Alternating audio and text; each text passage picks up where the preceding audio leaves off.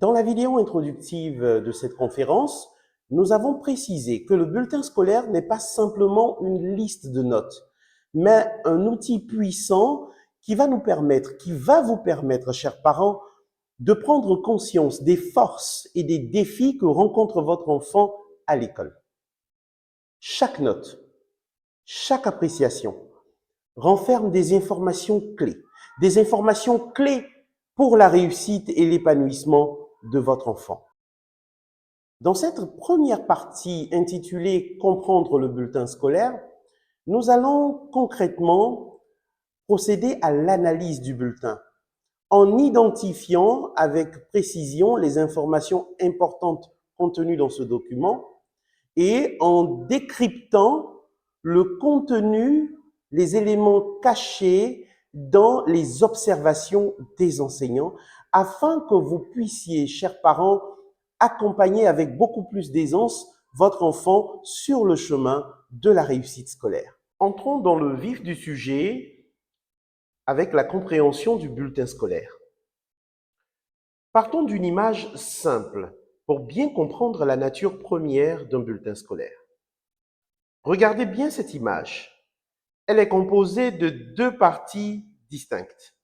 À gauche, nous avons un paysage naturel, magnifique, pris soit au lever, soit au coucher du soleil. Et à droite, nous avons un pot de miel avec une étiquette bien précise, claire, figée et immuable. Le bulletin scolaire de votre enfant ressemble bien plus à la partie gauche de cette image qu'à la partie droite. Pourquoi? Regardons la partie gauche, la photographie. Elle représente un instant précis dans le temps. La lumière, les ombres et les reflets sont capturés comme une photographie du paysage à cet instant précis. Pourtant, ce même paysage évolue au fil des heures, des jours et même des saisons. Le soleil change de position, les couleurs varient, la nature bouge, respire et évolue constamment. De la même manière, le bulletin scolaire de votre enfant capture un moment spécifique de son parcours. Il montre où en est votre enfant à cet instant précis. Mais il ne définit pas qui il est, ni ce qu'il sera dans quelques mois ou quelques années. C'est un point de repère pour avancer, pas une vérité immuable. Je reprends cela, c'est très important à retenir. Le bulletin scolaire est un point de repère pour avancer, pas une vérité immuable. La partie droite de l'image, donc, le pot de miel, avec une étiquette fixe et définitive, comme vous pouvez voir. Alors, l'étiquette est collée une fois pour toutes. Et le pot de miel, lui également, ne changera pas. Au fil des jours, si on ne l'ouvre pas pour en consommer le contenu, il ne changera pas. En revanche, votre enfant, lui, évolue sans cesse.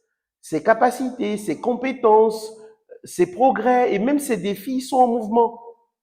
Lui coller une étiquette à partir de ses notes serait une erreur monumentale, car cela fige une réalité qui n'est que temporaire. Vous devez voir, chers parents, le bulletin scolaire de votre enfant comme un outil pour comprendre le chemin parcouru, mais aussi pour déterminer les prochaines étapes à franchir. Pour revenir à notre photographie de tout à l'heure, tout comme le soleil éclaire progressivement un paysage, l'accompagnement et le travail éclaireront les forces et les possibilités de votre enfant. Chers parents, le bulletin scolaire de votre enfant est donc un outil de communication entre l'école, votre enfant et vous-même. Il est un outil d'évaluation des performances, des comportements et des compétences de votre enfant. Il est un outil de diagnostic, un puissant outil de diagnostic et non un jugement définitif. Votre rôle en tant que parent va être d'accompagner votre enfant dans son évolution en gardant à l'esprit que ces résultats, donc les résultats que vous avez sur le bulletin scolaire, ne sont qu'un reflet temporaire de sa situation actuelle. Vous allez devoir regarder au-delà des notes de votre enfant. Observez le paysage dans toute sa richesse et encouragez votre enfant à avancer, à continuer à avancer. Le bulletin scolaire de votre enfant est une photographie. Aidez-le à en changer efficacement les couleurs, chers parents. Regardons à présent la structuration d'un bulletin scolaire. Nous allons regarder les différents blocs qui constituent le bulletin scolaire. D'abord l'en-tête, donc l'encadré rouge que nous voyons. Il renferme l'ensemble des informations administratives. Nous aurons donc là le nom de l'établissement, la période concernée par le bulletin, mais aussi tout ce qui est en lien avec l'identité de l'enfant, par exemple. Le deuxième grand bloc en vert que nous mettons en évidence là sur l'image montre les matières enseignées rangées par catégorie et ce rangement est extrêmement important, nous y reviendrons. Les moyennes obtenues par l'enfant, les coefficients, les rangs, les noms et appréciations des enseignants et tout à fait en bas, nous avons la moyenne générale obtenue par l'enfant, mais également le rang de l'enfant, toute matière confondue. Troisième bloc important, le bloc des tendances globales que nous avons là en jaune. Donc, nous avons à ce niveau les statistiques clés de la classe, la distinction obtenue par l'élève dans l'ensemble, bien sûr, et les sanctions qui s'appliquent à l'élève, s'il y en a. D'accord? Et quatrième bloc, juste en dessous, donc encadré en bleu, nous avons les éléments qui vont légitimer le bulletin, qui vont légaliser le bulletin. D'accord? Donc, les signatures officielles, le cachet de l'établissement, les dates de validation, la date de validation du bulletin, etc. Voilà. Voici donc les principales structures, les principaux blocs qui constituent un bulletin scolaire. Bien sûr, ces blocs peuvent avoir des positions, des apparences différentes d'un bulletin à un autre, d'une école à une autre, mais généralement, nous retrouvons les 4 blocs que je viens de vous présenter. Alors, regardons la structure du bloc 2, le bloc en vert, parce que ce bloc, pour nous, constitue, j'ai envie de dire, le premier bloc le plus important du bulletin scolaire, quand on s'en tient à ce que nous voulons en faire, un outil d'amélioration des capacités et des performances de notre enfant. Gardons cela à l'esprit. Nous allons effectuer donc un zoom sur cette partie du bulletin qui porte bien sûr sur les résultats académiques de l'enfant. Alors, nous avons, dans un premier temps, l'ensemble des matières enseignées qui sont rangées par catégorie.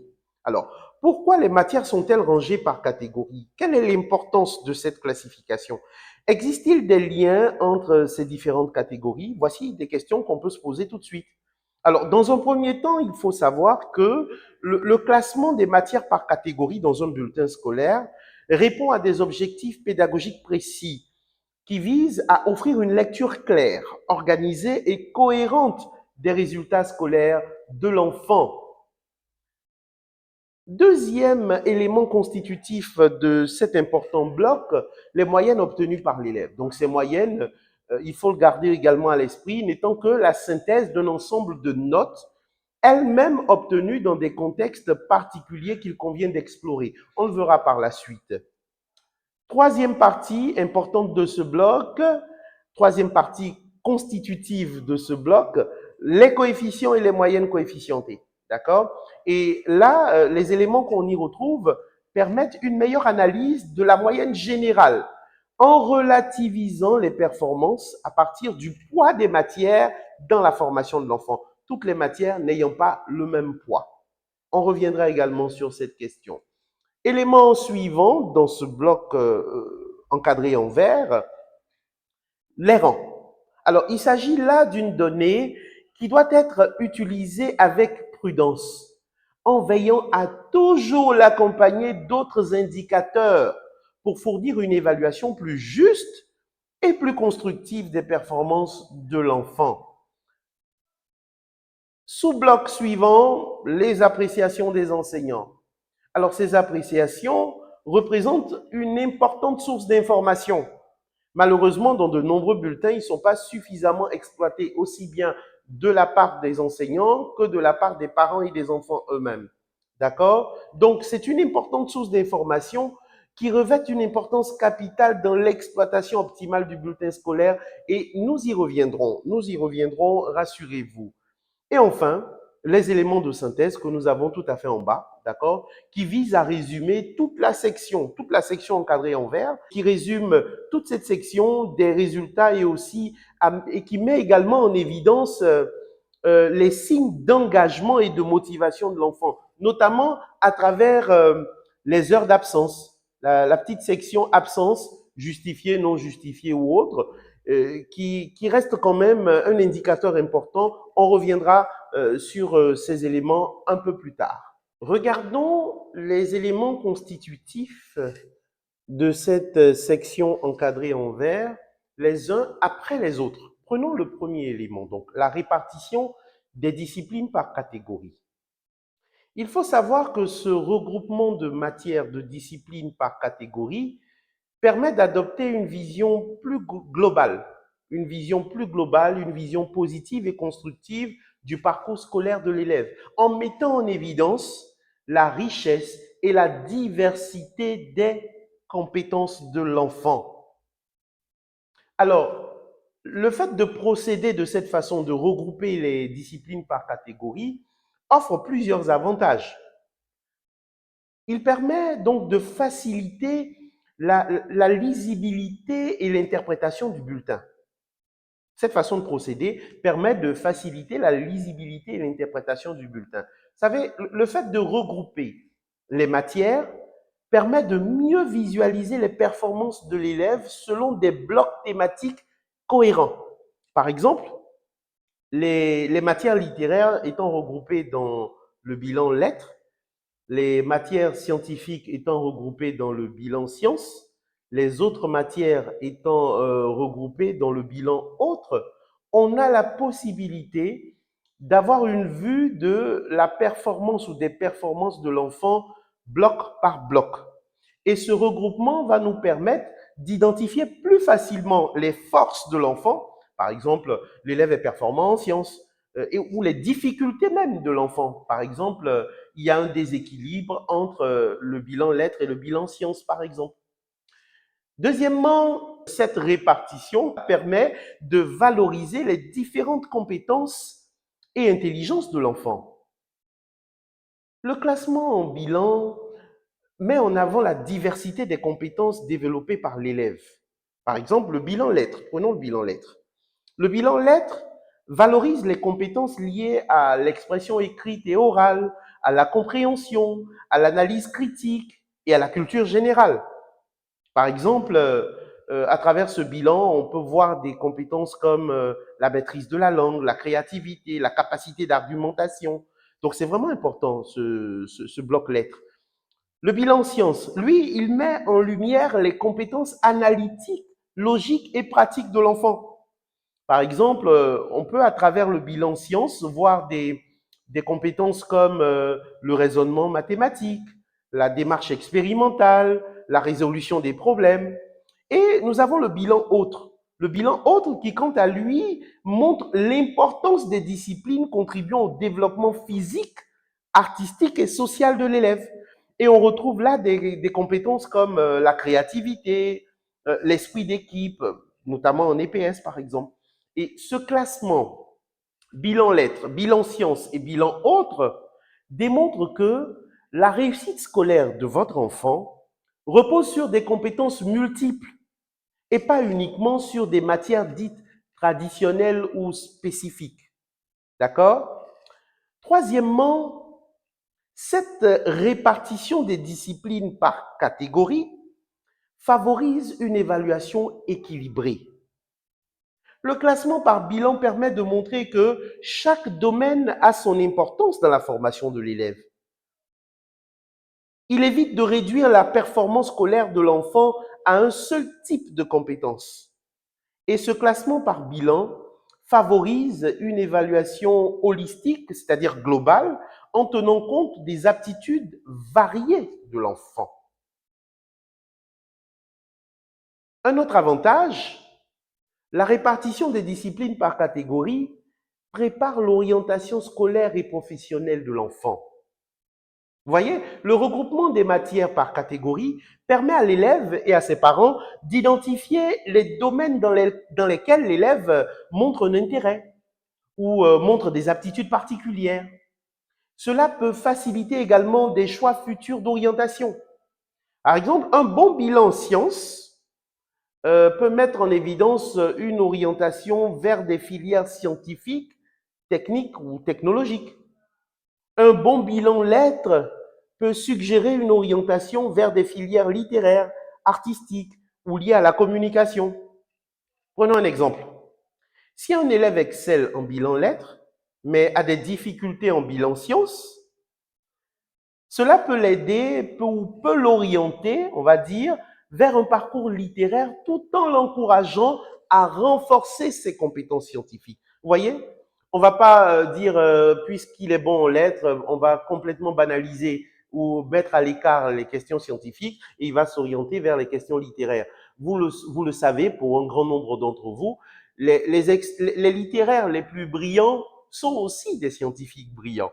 Regardons à présent la deuxième sous-catégorie, je dirais, du grand bloc encadré en vert. Donc, les moyennes obtenues par l'élève. Alors, il faut savoir que ces moyennes représentent des indicateurs de performance globale, mais aussi des points de départ pour un dialogue constructif avec les enseignants. Il faut donc y prêter une attention considérable. Il faut, concernant ces moyennes-là, adopter une perspective nuancée.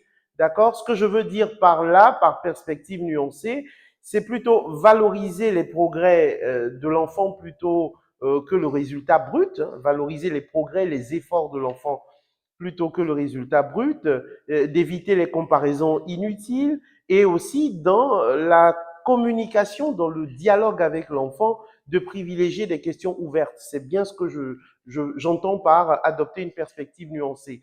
Et ces moyennes-là vous permettront, chers parents, on l'a déjà dit il y a quelques minutes, d'identifier les forces et les besoins de votre enfant. À propos des coefficients, il faut savoir que les coefficients déterminent le poids relatif de chaque matière dans le calcul de la moyenne générale. Il faut savoir qu'un coefficient, c'est en fait un multiplicateur qui est attribué à une matière pour pondérer son importance relative par rapport à l'ensemble des disciplines, par rapport aux autres disciplines. Prenons un exemple simple.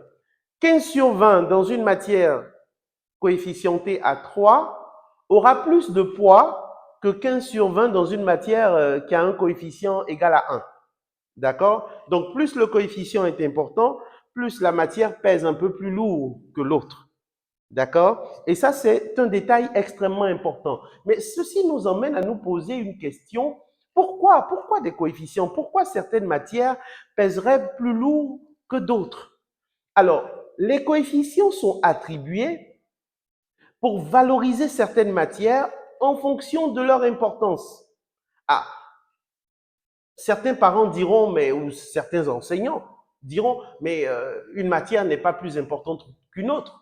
Toutes les matières sont logées à la même enseigne. Attention, les coefficients reflètent les priorités pédagogiques et les exigences spécifiques d'un programme scolaire.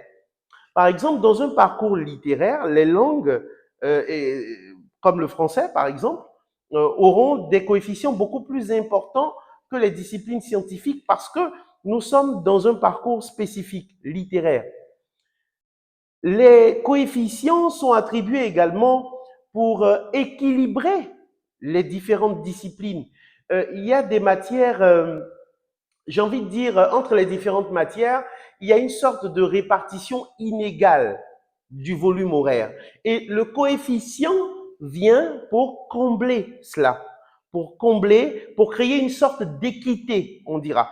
Donc, les matières qui occupent plus d'heures dans l'emploi du temps, comme par exemple les mathématiques ou le français, auront généralement des coefficients plus élevés, ce qui permet de mieux refléter l'investissement en temps et en effort dans la moyenne générale. D'accord? Les coefficients sont également attribués pour prendre en compte la difficulté ou l'exigence d'une matière.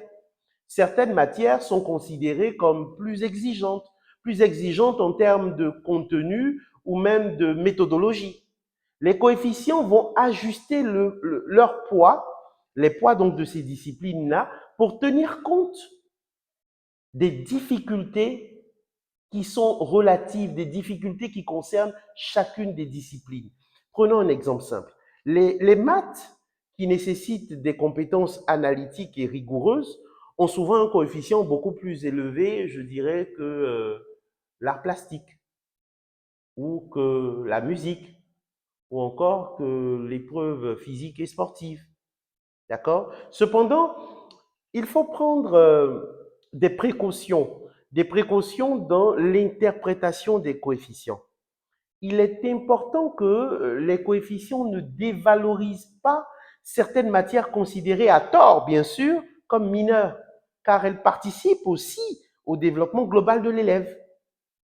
Il ne faut pas percevoir les coefficients comme une sorte de hiérarchisation stricte des matières, mais comme un outil d'évaluation adapté aux objectifs pédagogiques. Et cela est très important, aussi bien pour les enseignants que pour les parents d'élèves, mais aussi pour les enfants eux-mêmes. Les rangs. Les rangs indiquent la position de l'élève par rapport à ses camarades en classe. D'accord? Ils peuvent être perçus comme un indicateur de performance relative, mais la pertinence des rangs est encore un sujet de débat. D'accord? Donc, nous allons regarder les avantages qu'on peut trouver au rang et aussi regarder les limites et les inconvénients qui peuvent se rattacher à cette notion de rang en classe. D'accord? Donc, les rangs peuvent être pertinents pour donner une indication de performance relative, c'est-à-dire qu'ils vont permettre de situer l'élève dans un contexte collectif. D'accord? Un élève qui aura un rang de deuxième sur un effectif de 30, cela peut être perçu comme une bonne performance. Tandis qu'un élève qui aura un rang de 28e sur un effectif de 30, cela peut indiquer des difficultés dans un environnement qui pourrait être compétitif. D'accord? Les rangs sont aussi pertinents pour motiver certains élèves. On a des élèves qui peuvent être motivés dans une dynamique compétitive. Par exemple, passer du 10e au 5e rang peut être une source de fierté et d'encouragement pour certains élèves. Il y a donc des élèves qui peuvent trouver du carburant motivationnel dans les rangs. Pour les élèves en bas de classement, le rang peut alerter les parents, peut alerter les enseignants sur la nécessité d'un soutien spécifique à l'enfant. Les rangs, donc, peuvent être pertinents de ce point de vue. Cependant, ils peuvent aussi présenter un certain nombre de limites et d'inconvénients. D'accord? Les rangs favorisent une comparaison directe entre les élèves, ce qui peut créer une pression inutile pour ceux qui ne se classent pas bien. D'accord? Les rangs peuvent engendrer un sentiment d'échec ou d'infériorité chez certains élèves, surtout chez les élèves qui sont en bas de classement. D'accord? Et ces comparaisons-là peuvent nuire de façon grave à la confiance en soi de l'enfant et à la motivation intrinsèque, en focalisant l'attention sur la compétition plutôt que sur l'apprentissage. D'accord? Les rangs ne reflètent pas toujours la progression ou les efforts d'un élève, mais uniquement une position relative. Je n'aurais même pas dû ajouter le mot toujours. Les rangs ne reflètent pas la progression ou les efforts de l'élève. Et ça, c'est important. Ils reflètent plutôt une position relative. D'accord? Donc, un élève peut avoir à améliorer sa moyenne de 10 à 11, mais rester au même rang. Rester au même rang si ses camarades progressent aussi. D'accord? Et cette situation peut décourager des élèves, peut décourager les élèves qui travaillent dur sans avoir leur position relative améliorée. J'ai travaillé dur, je suis passé de 10 à 12. Malheureusement, mon rang, il est passé de 9e à 15e. Est-ce pour autant qu'il faille dire que j'ai eu de mauvaises performances? Ma moyenne a progressé. Donc, le rang ne va pas toujours être un reflet de la progression du travail de l'enfant, de la progression de l'enfant dans ses efforts. D'accord? Les rangs ne donnent pas d'informations précises sur la qualité des résultats. Être premier sur 30 avec une moyenne de 11 sur 20 n'est pas forcément significativement intéressant, chers parents. À l'inverse, être classé 20e dans une classe où la moyenne générale est de 16 sur 20, par exemple. Alors, cela peut correspondre à une très bonne performance globale. D'accord? Donc, il est important de garder à l'esprit que les rangs ne donnent pas d'informations précises sur la qualité des résultats. J'ai envie de dire sur la qualité du travail de l'enfant qui entraîne les résultats que vous pouvez observer. Certains élèves et parents peuvent accorder une importance excessive au rang, au détriment, bien sûr, de l'analyse des progrès réels de l'enfant et des compétences qu'il a pu acquérir. Les rangs mettent l'accent sur la réussite individuelle plutôt que sur la coopération ou les progrès collectifs. Et cela peut nuire à des valeurs importantes comme l'entraide et le travail en équipe, qui sont des valeurs que l'école est censée apprendre, enseigner aux enfants qui la fréquentent. Alors, est-ce qu'il existe des alternatives? Mettre l'accent sur les progrès individuels, oui, c'est une alternative. Favoriser d'autres indicateurs de compétences, je dirais, oui, c'est une alternative. Par exemple, mentionner des compétences acquises comme l'autonomie, l'esprit critique ou des comportements positifs comme l'engagement, la persévérance peuvent être utilisés comme des alternatives à toutes ces limites et à tous ces inconvénients renfermés dans cette notion de rang. Voyons à présent la question des appréciations des enseignants. Les appréciations rédigées par les enseignants sur le bulletin sont bien plus que de simples commentaires. Malheureusement, il existe encore de nombreux bulletins dans lesquels les enseignants ne prennent pas la peine d'apporter des commentaires. Et pourtant, les commentaires sont extrêmement importants dans le travail d'analyse que nous sommes en train de mettre en évidence. Il s'agit là d'un outil précieux. Je veux parler des commentaires, des appréciations des enseignants.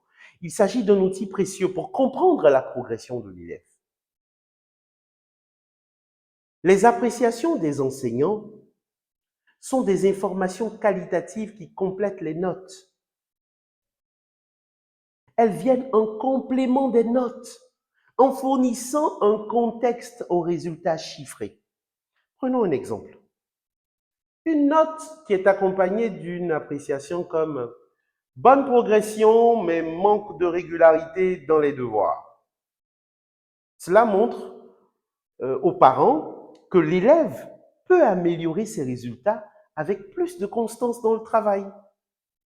Vous voyez, chers parents, les appréciations des enseignants sont des données qui permettent d'identifier des forces, des faiblesses et des pistes d'amélioration.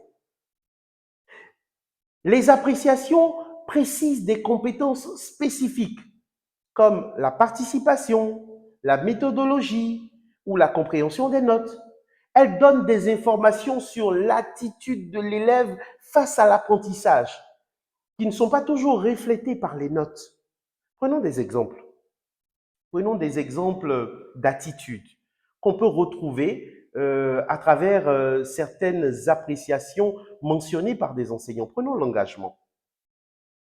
Si l'enseignant mentionne sur le bulletin de l'élève participation active en classe, cela indique une attitude proactive de l'enfant. Si l'enseignant dit toujours sur cette attitude qui est l'engagement, si l'enseignant dit par exemple l'élève doit s'impliquer davantage, cela signale un manque d'investissement. Donc en fonction du commentaire mis en évidence par l'enseignant, on peut avoir une indication sur le niveau d'engagement de l'enfant.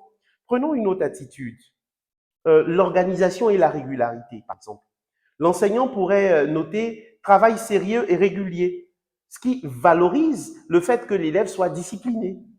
Prenons un autre exemple d'attitude, l'autonomie et la responsabilité, par exemple. D'accord? Si l'enseignant marque un commentaire comme dépend trop de l'aide extérieure, cela peut indiquer une dépendance excessive de l'enfant. D'accord? Autre élément, les appréciations permettent de considérer l'élève dans son individualité. Je répète cela parce que c'est très important. C'est l'une des raisons pour lesquelles les enseignants doivent accorder une importance particulière à la notion d'appréciation, donc de commentaires qu'ils portent ou qu'ils peuvent porter sur le bulletin. Les appréciations permettent de considérer l'élève dans son individualité. Les appréciations peuvent servir de point de départ pour des discussions constructives avec l'élève et aussi avec les enseignants, notamment pendant les journées portes ouvertes. Les appréciations peuvent permettre de relier des matières. Prenons un exemple. Si plusieurs enseignants mentionnent des points similaires, dans leurs commentaires bien sûr, cela peut indiquer un problème transversal nécessitant une attention particulière. C'est-à-dire, on voit qu'en français et en mathématiques, les professeurs ont plus ou moins écrit les mêmes commentaires. Cela montre bien que l'enfant présente une difficulté transversale qu'on retrouve dans une discipline scientifique et dans une discipline littéraire.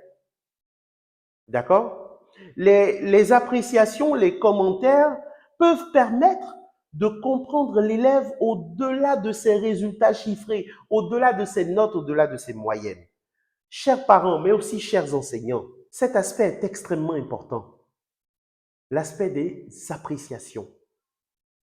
Les appréciations, les commentaires représentent un élément extrêmement important sur le bulletin scolaire d'un élève.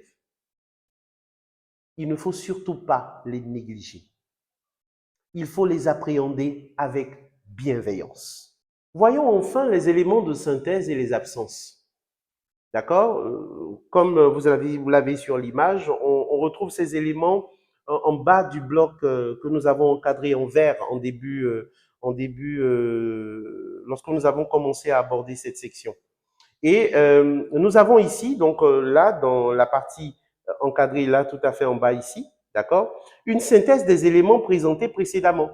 C'est-à-dire tout ce qu'on a présenté là en amont va se concentrer, se condenser dans ces éléments de synthèse, d'accord, à travers la moyenne générale et le rang obtenu par l'enfant.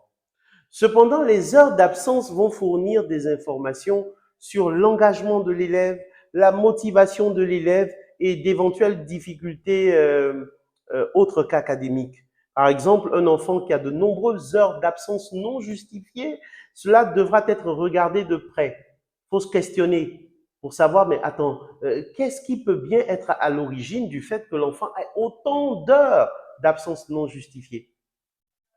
Est-ce parce que sa motivation décline? Est-ce parce qu'il est sous l'influence d'une cause externe à l'école, peut-être en lien avec la famille? De nombreuses questions peuvent se poser autour de cet indicateur qu'est celui des absences, du nombre d'heures d'absence.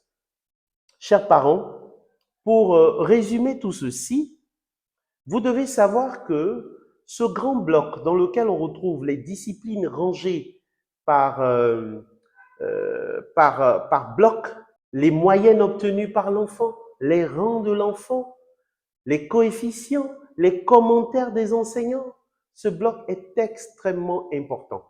C'est la raison pour laquelle nous avons pris le temps de les décrire,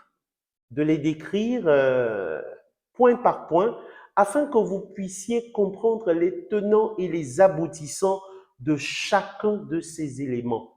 Parce que c'est extrêmement important dans l'analyse de ce qu'on va retrouver dans le bulletin scolaire de notre enfant.